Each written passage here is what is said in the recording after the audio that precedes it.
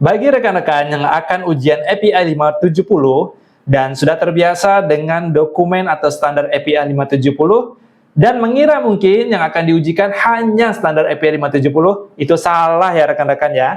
Karena yang diujikan di sertifikasi API 570 ini itu juga ada standar lainnya dan atau dokumen pendukung lainnya yang masih relevan dengan API 570 dan tautkan dalam body of knowledge yang dirilis oleh API.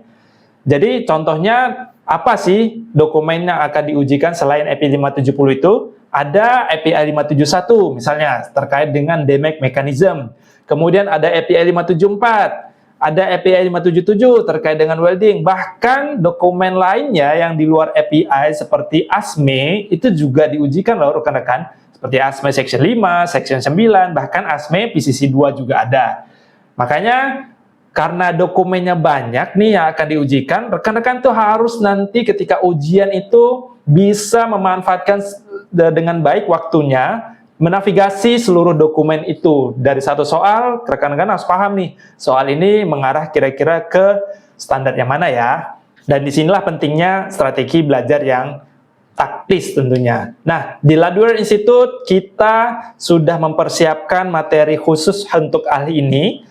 Ya, jadi rekan-rekan nanti akan dipandu bagaimana bisa memanfaatkan waktu sebaik mungkin dalam memahami konteks soal, dan juga kita akan berlatih mengerjakan contoh-contoh soal API, sehingga rekan-rekan nanti ketika ujian itu bisa lebih confident, dan tentunya persiapan rekan-rekan untuk mengambil ujian tersebut itu bisa efektif juga gitu ya rekan-rekan. Jadi nggak membedah seluruh standar yang banyak itu tanpa konteks, dan itu akan membutuhkan waktu yang lama. Jadi karena ini kita persiapan untuk ujian dan goalnya adalah rekan-rekan bisa lulus dalam sekali ujian kalau bisa, maka bagusnya cara mempersiapkan dirinya juga harus efisien dan efektif. Oleh karena itu, rekan-rekan, bagi yang ingin tahu lebih lanjut, kira-kira dokumen apa aja sih yang ditulis di body of knowledge itu, yang tentunya nanti akan jadi bahan yang akan diujikan di sertifikasi API 570 ini.